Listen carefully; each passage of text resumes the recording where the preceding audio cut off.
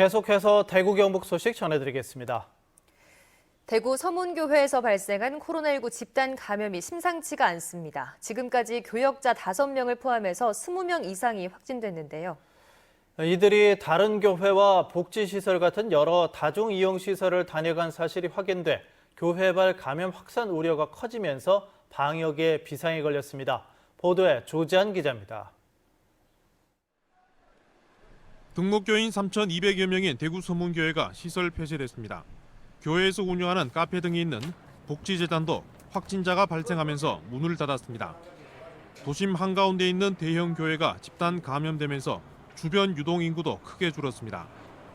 이제까지는 내일 1월 동사무소 구청에서 와 체크하고 이거 장기만 우리 좀 장사도 해야 되지. 어떻게 하나 손님 그랬지. 첫 확진자가 나온 건 지난 24일이었지만 이상 증상은 지난 12일부터 있었던 것으로 파악되고 있습니다. 이후 오늘 0시 기준으로 교역자 5명과 교인 4명 등 15명이 확진됐고 0시 이후에도 7명이 더 나왔습니다. 대구시는 안전정책관을 반장으로 TF팀을 꾸렸습니다. 역학조사와 선별진료팀, 명단 확보팀, 연쇄 감염 대응팀 등으로 나눠 이번 달에 예배에 참석한 1,400여 명에게 진단검사를 받도록 하는 등 추가 확산 차단에 나섰습니다. 확진자 동선에는 또 다른 교회 3곳과 복지시설 5곳, 콜센터 1곳 등이 포함돼 있어 확산 우려가 커지고 있습니다. 교역자가 발생했기 때문에 일반 신도들에게 좀 더 많이 확산됐을 가능성을 저희들이 보고 있고 내부적으로는 잘 모르겠습니다만은 최선을 다하겠습니다. 상당히 확산됐을 가능성을 배제할 수 없습니다. 오늘 대구의 신규 확진자는 29명, 지난 1월 5일 32명 이후 113일 만에 가장 많은 확진자입니다. 경북에서도 대구와 맞붙어 있는 경산에서 8명, 구미와 안동 각각 7명 등 8개 시군에서 29명의 확진자가 나왔습니다. 어린이집과 유치원, 학교, 요양시설에 이어 대형 교회까지 집단 감염이 터지면서 대구 경북에서 코로나19 4차 대유행 불안감이 커지고 있습니다. MBC 뉴스 조지환입니다. 대구 경북 유력 일간지인 매일신문의 5.18 민주화운동 폄훼 만평 사건을 계기로 매일신문에 쇄신을 요구하는 토론회가 열렸습니다. 대주주인 천주교 대구대교구로부터 편집권이 독립돼야 한다는 주장과 함께 내부 개혁을 요구하는 목소리도 나왔습니다. 도건엽 기자입니다. 토론회에서 경북대 최장수 교수는 매일신문이 5.18 민주화운동 폄훼 만평을 실은 것을 보수와 진보, 이념의 잣대로 봐서는 안 된다고 말했습니다.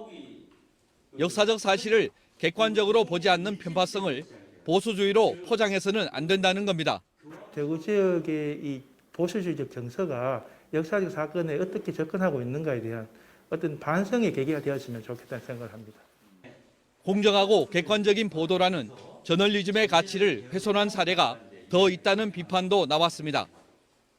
희망훈 사태 등 대주주인 천주교 대구대교구와 관련된 사건은 보도에서 빠지거나 축소되기도 했다는 겁니다. 희망훈 사태 당시 편집국 일부 기자들의 내부 성명과 만평 사건 직후 노동조합의 비판 성명 등 내부에 개혁 요구가 있었던 만큼 대주주의 입김을 차단할 편집권 독립을 위해 편집국 내부의 주체적인 노력이 필요하다는 목소리도 이어졌습니다.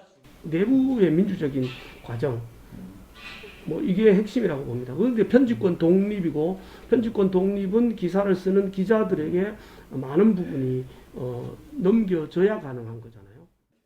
대주주와 종속적인 관계에서 탈피하기 위해서 천주교 신부를 사장으로 임명하는 관행을 깨고 언론인 출신을 임명해야 한다는 주장도 나왔습니다. MBC 뉴스 도건엽입니다.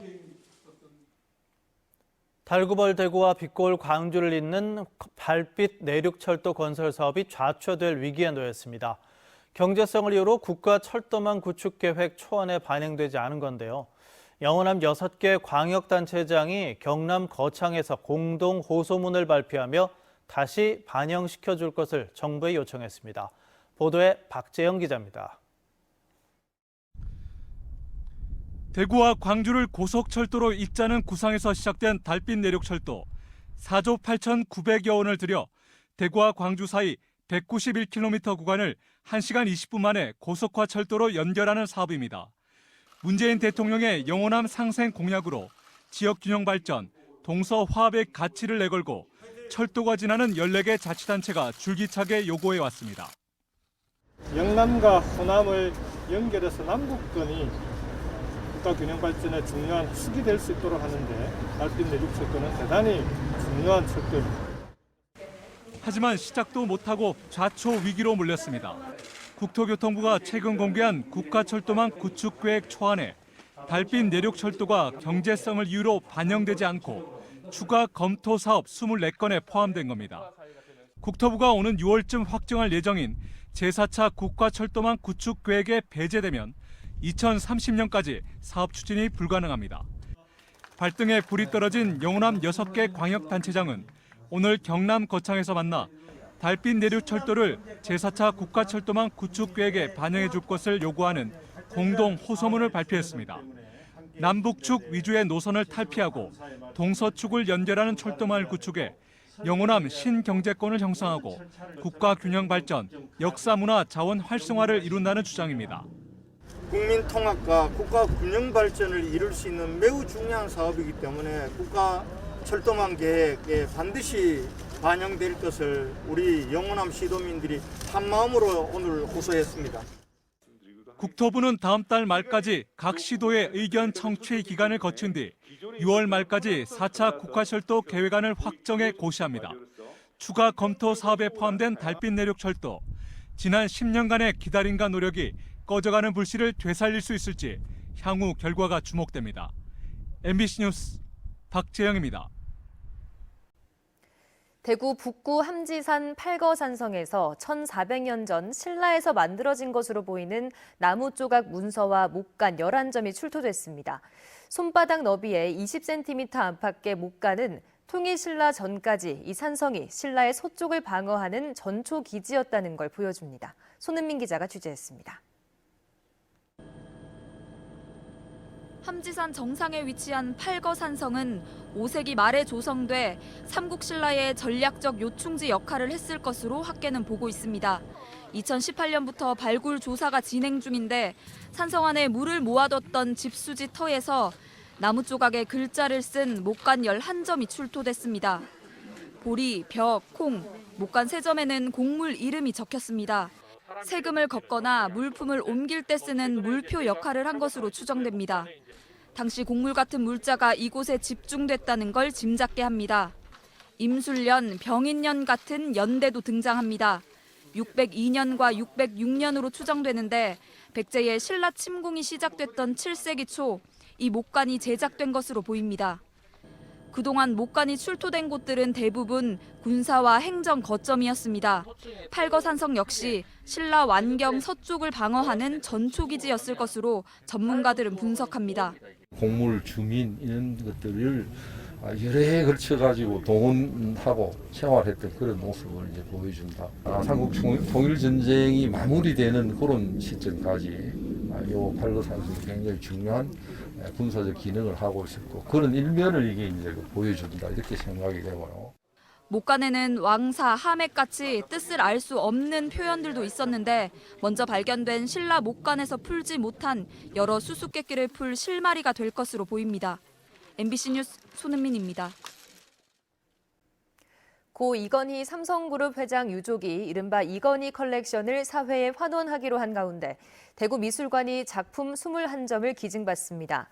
대구미술관은 이전 회장이 소장한 이인성, 이쾌대, 유영국 등 근대화가 8명의 작품 21점을 기증받기로 했다고 밝혔습니다.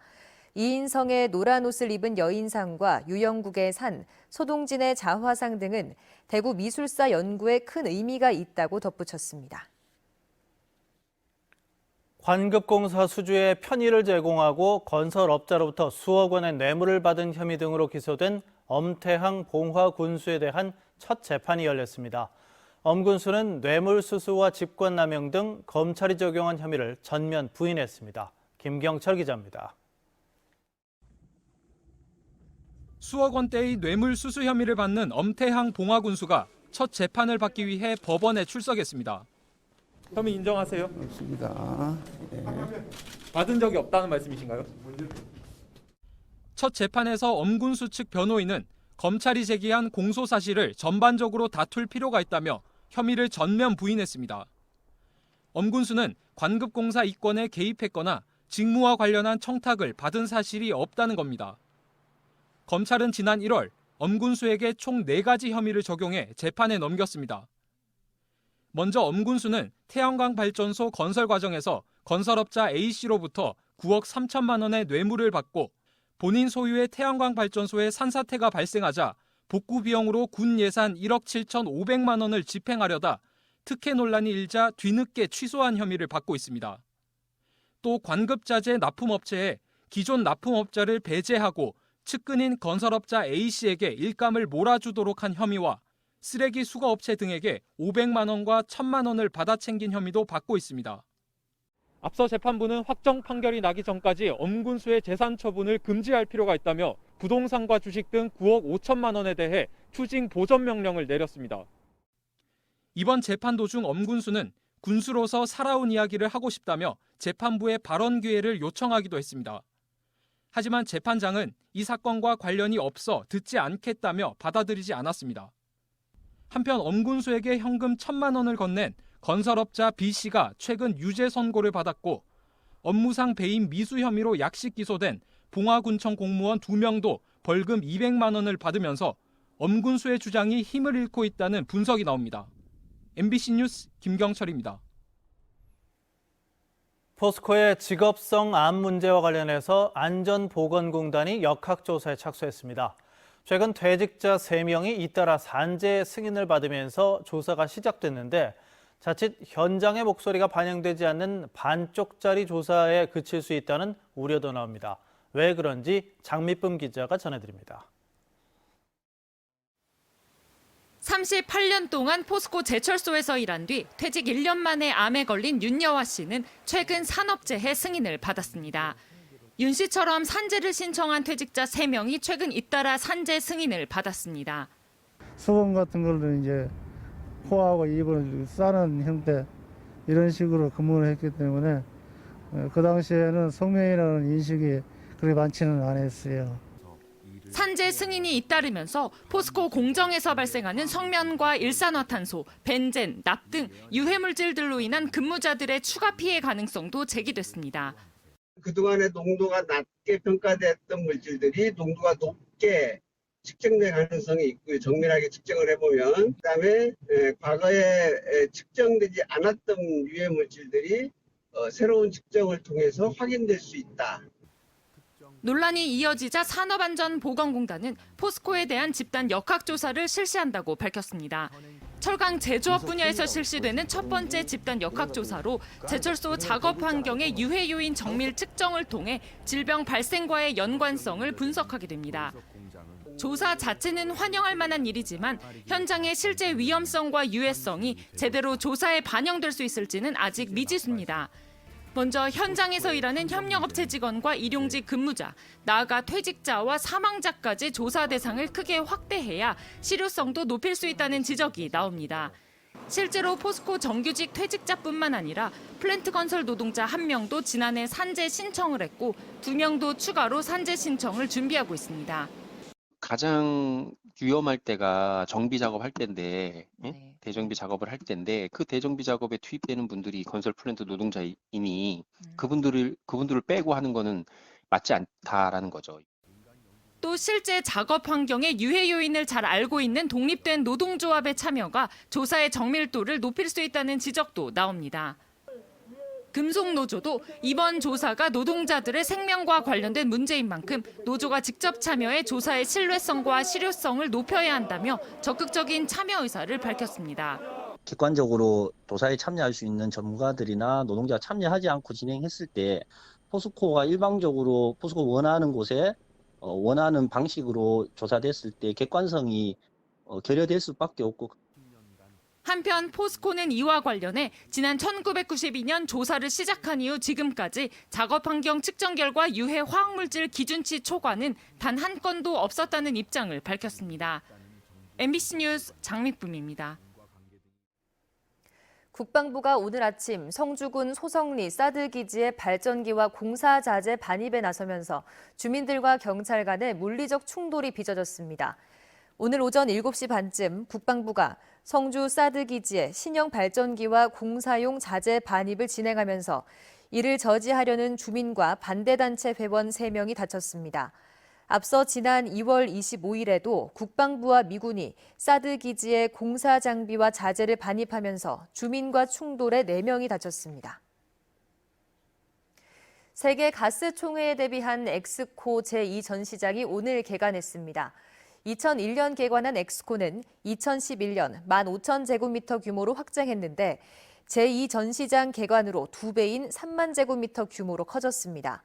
개관 기념으로 그린 에너지 엑스포와 전기 산업 엑스포를 동시 개최하고 있고 내년 세계 가스 총회 전까지 2개 전시관 연결 통로 확장 등 시설 공사를 보강하기로 했습니다.